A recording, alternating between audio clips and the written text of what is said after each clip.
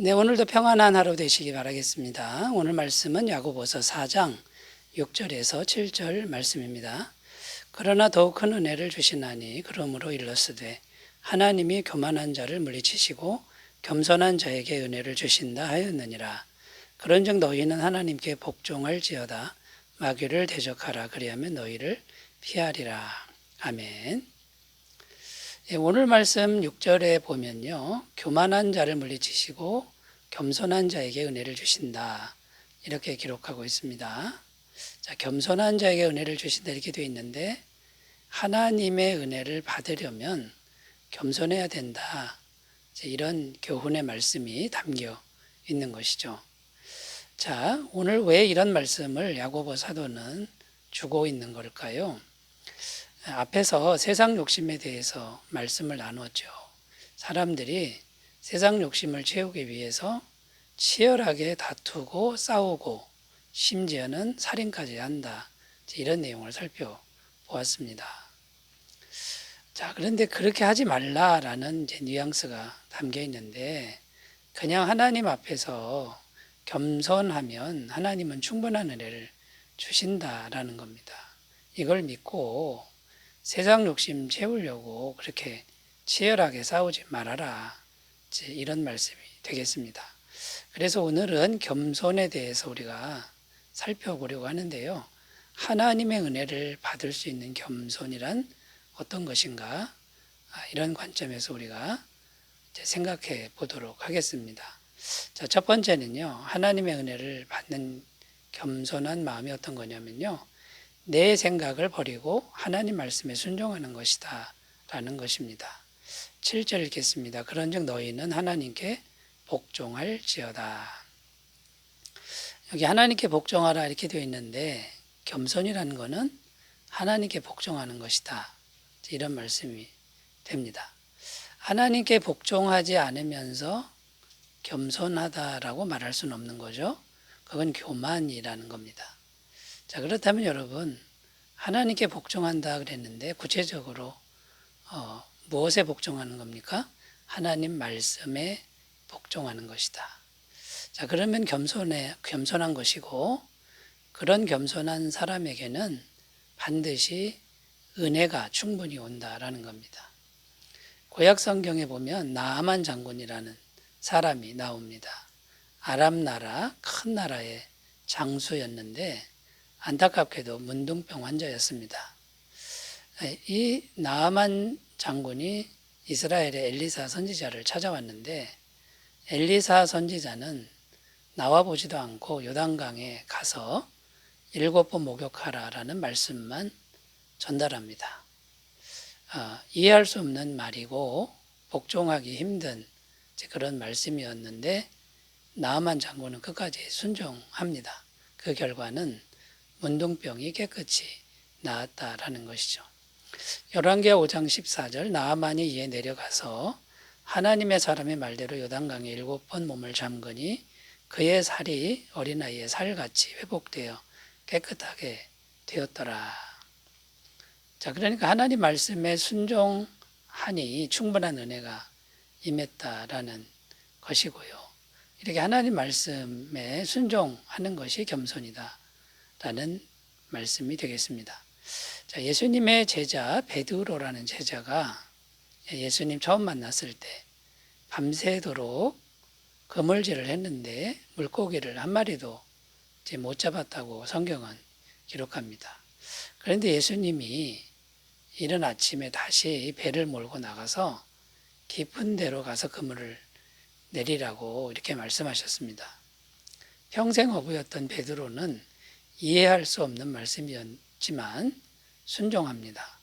그 결과는 엄청나게 많은 물고기를 잡게 되었다라는 것입니다. 이처럼 내 생각을 버리고 하나님 말씀에 순종하는 그런 마음만 있으면 충분한 은혜가 있다라는 거죠.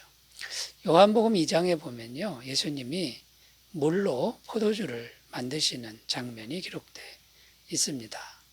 항아리에 물을 채우라 말씀하신 후에 물을 떠서 연회장에게 갖다 주라. 이해할 수 없는 말씀이었죠. 그런데 물을 떠서 연회장에 갖다 주었더니 그 물이 포도주가 되었다라는 겁니다. 요한복음 6장에 오병이의 기적도 나오는데요. 보리떡 5개 물고기 2마리입니다. 그걸로 2만 명이나 되는 사람을 먹이라고 예수님이 말씀하시죠. 이해할 수 없는 말씀인데 제자들이 순종합니다. 그래서 다 먹고 배불리 먹고 12광주리를 거두었다고 성경은 이제 증언합니다. 여러분, 말씀에 순종하는 것, 내 생각을 버리고 말씀에 순종하는 것이 겸손이 되고요. 이것이 하나님의 은혜를 충분히 받는 겸손이 되겠습니다. 이 겸손은 낮은 마음입니다. 무슨 말씀을 하셔도 하나님이 옳습니다. 하나님이 높습니다. 이런 낮은 마음이죠. 낮은 마음이어야 은혜의 물이 흘러 들어온다라는 것입니다.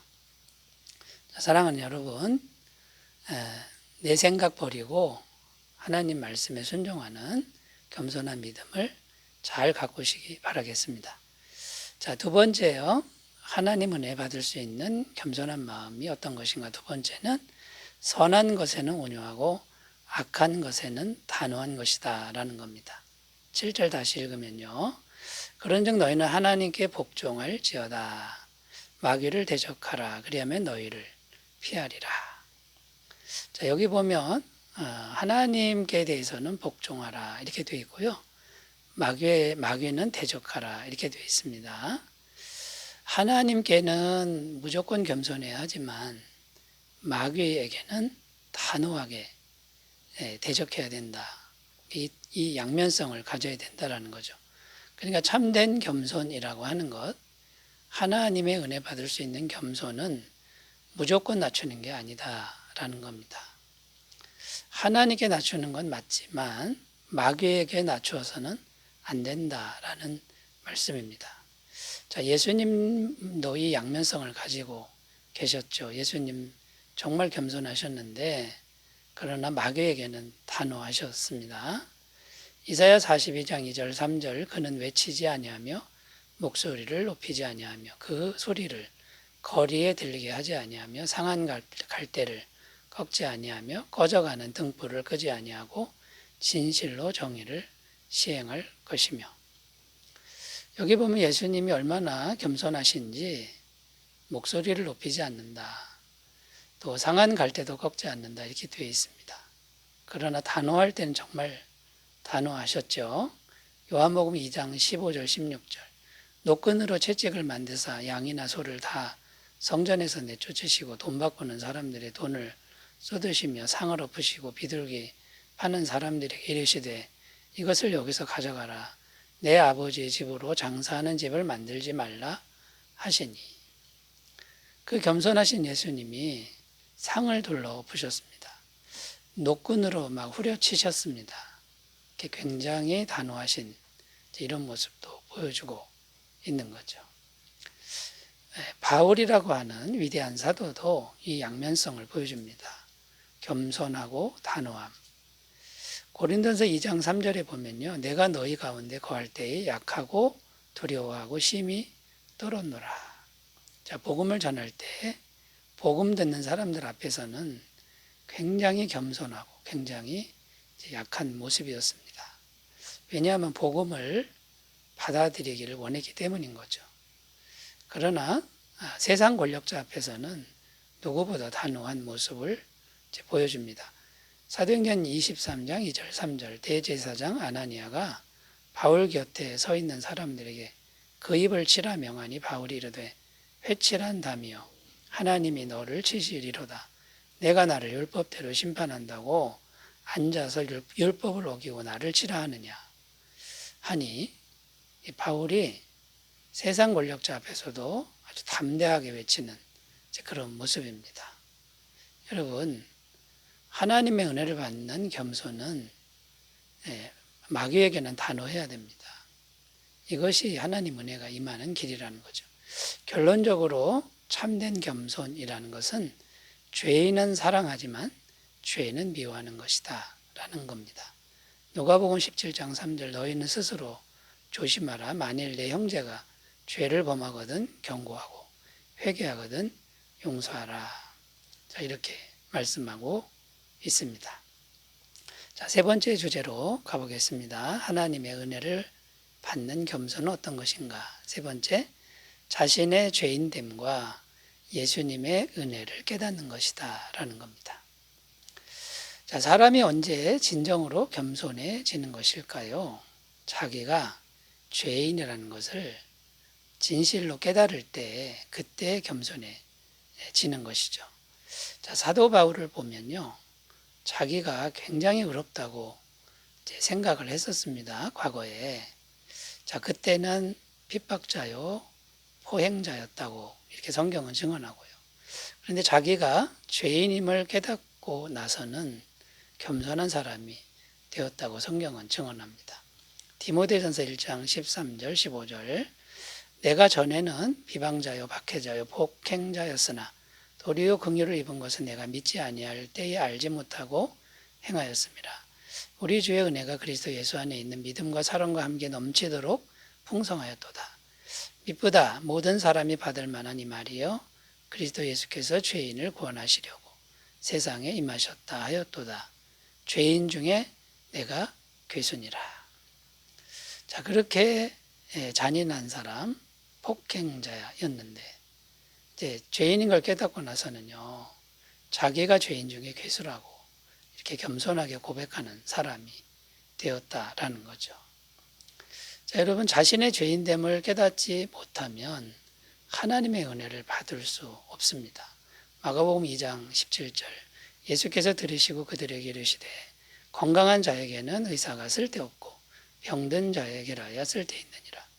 나는 의인을 부르러 온 것이 아니요 죄인을 부르러 왔노라 하시니라. 그러니까 죄인됨을 깨달은 사람, 그 사람에게 예수님은 구원을 베푸시는 것이지 스스로 잘났다고 하는 사람에게는 구원을 베풀 수가 없다. 이런 말씀이 됩니다. 자, 그러므로 은혜 받는 그 겸손의 비결은 뭐냐면 죄를 자백하는 일이다. 매일매일 죄를 자백하는 일이다라는 겁니다. 요한 1서 8장 1장 8절 9절 만일 우리가 죄가 없다고 말하면 스스로 속이고 또 진리가 우리 속에 있지 아니할 것이요 만일 우리가 우리 죄를 자백하면 그는 미쁘시고 의로우사 우리 죄를 사하시며 우리를 모든 불의에서 깨끗하게 하실 것이요.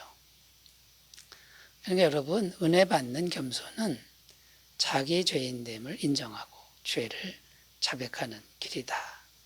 여러분, 이렇게만 하면요, 예수님 안에 있는 생명의 성령의 법으로 완전한 죄사함의 은혜와 하나님의 풍성한 은혜가 충만할 줄로 믿습니다.